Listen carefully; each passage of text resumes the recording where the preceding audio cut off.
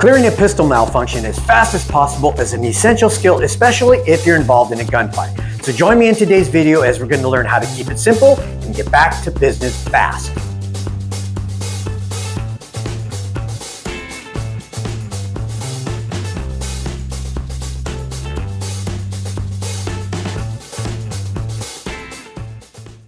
So with a pistol, you're basically going to have three types of malfunctions. The first one is a misfire. The second one could possibly be a combination of the first, which is a failure to feed.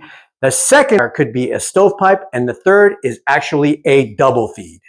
So very quickly, let's talk about each of these malfunctions and what they are. Like I said, there's basically three types. The first one has almost two that are identical. First one is a failure to feed, means when you load the magazine up and you have a bullet in the chamber, when you go to press the trigger, you get that. Nothing happens, okay? So basically what happens is you've had a bad round or a bad primer, something happens, you dent the back of the primer, the gun does not fire the bullet, and so there's that issue. The second one is a failure to feed, meaning that you have seated the magazine where you think it's all the way in, it may be all the way down and not all the way in.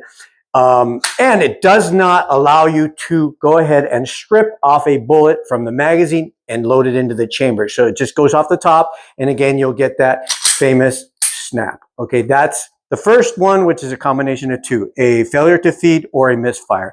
The second one is a stovepipe, means that you get a cartridge vertically seated in here, this way, straight up and down in between, which I will show you in a second, and that causes a malfunction of the slide not going back into battery. The third one is when you have a double feed. A double feed is basically when you have a bullet coming up from the magazine and you already have one in the chamber. It fails to extract it, and the bullet coming up from the magazine goes directly into the second one. So you have a bullet on a bullet. So there are certain things that we're going to use to actually clear all those malfunctions. So let's talk about those real quick. So one of the things that I want to make perfectly clear is everybody has different schools of thought on how to clear malfunctions, but the bottom line is you want to clear them as fast as you can, because if you don't and you're in a confrontation, you're probably going to be dead. So you get all these people that want to like identify type 1 malfunction, type 2 malfunction, type 3 malfunction, look and assess and everything. You know what?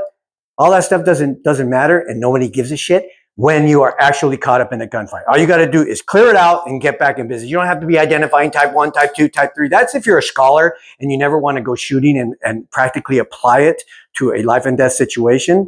That's fine. However, here, we're just going to cut the BS out and we're just going to go for the straight things. The other thing I want to talk about is your heart rate and how delicate it is. When you get involved in a situation, your heart rate is going to be anywhere from 60 all the way up to like 220. And somewhere in there, your fine dexterity skills are the first ones that are going to go to shit. Excuse my language. But that means that your fingers are going to be not being able to be used correctly. So you want to keep everything as a gross motor skill. So all the malfunction things that I'm going to show you are going to involve gross motor skills, which anyone can do even at a slightly higher heart rate. Those essentially degrade as you get really high, and if you get really high, the whole computer shuts down, so it's not going to matter at that point anyways. So first off, let's talk about the first malfunction, which is a misfire or a misfeed.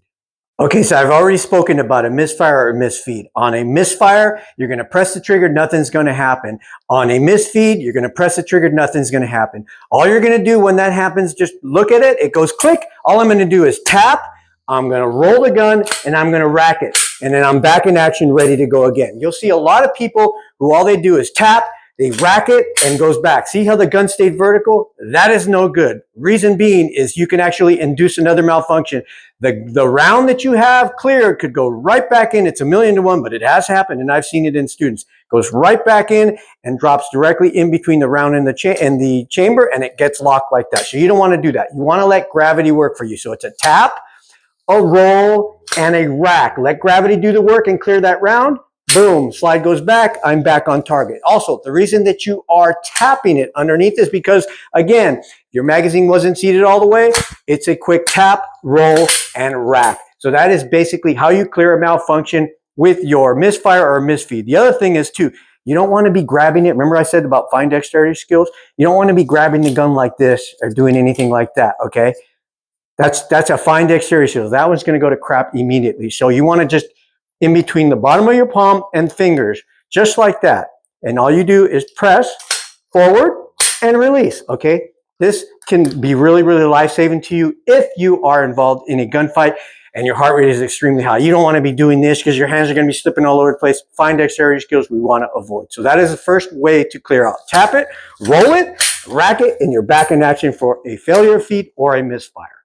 The second malfunction we want to talk about is a stovepipe. Here it is, perfectly displayed, where a round gets caught in between your slide and your barrel. And guess what? How do you fix it? You identify it very, very quickly, and guess what? Very simple. Tap, roll, and rack. Did you see how the round completely got off the barrel when I rotated it? Just like that. Let's set this up again so you can see it one more time. So I'm going to go here. There's my round. Again, I go up, nothing happens. I tap it, I roll it, and I rack it, and I'm back in business. That is 2 malfunctions that you can easily fix with one thing. A tap, a roll, and a rack, and you're back in action. Okay, the third type of malfunction that we have is a double feed. Can you guys see that there's a round actually in the chamber, followed by another round being stripped off the magazine, and the round from the magazine goes directly into the round from the chamber. How do we fix that? Very, very simple. You look at it, no good. So all you do is lock the slide back to the rear, locking the slide back to the rear, then pressing the magazine release, strip that magazine. You're going to go ahead and rack it 3 times. You're going to bring up another new mag, rack it again, and you're back in action. It's very, very simple. We are going to do that again. Okay, so setting this up again, I'm going to take a dummy bullet. I'm going to put it into the chamber. I'm going to take a magazine also loaded with dummy rounds. I'm going to insert the magazine in the mag roll, and I'm going to gently lock the slide forward so that the slide's not really locking it, but the slide is forward with a bullet onto a bullet, just like that. So again, what am I going to do? I'm going to look, that's no good. I'm going to lock the slide back to the rear. I'm going to depress the magazine release button, bringing it down, rack this thing several times, new mag goes in, rack again, and I'm back in business. So again, it's very, very quickly. I'm going to identify, lock the slide to the rear, push the magazine button, strip it out, rack it 3 times, take a new magazine out, reload it, rack it, and you're good to go. That is how you fix a double feed. Everything is very, very quick. So remember, now we're talking about life-saving skills. So I'm going to give you guys a little tip. If you go to identify a malfunction and it is not a double feed, what are you going to do? Tap, roll, rack. Okay, you get a stovepipe, tap, roll, rack. You get a misfeed, tap, roll, rack. You get a misfire, tap, roll, rack. If it's a double feed, we're going to do the same thing. We're going to look at it. We're going to lock our slide to the rear. We're going to depress the magazine release button, strip that mag out. We're going to rack it 3 times.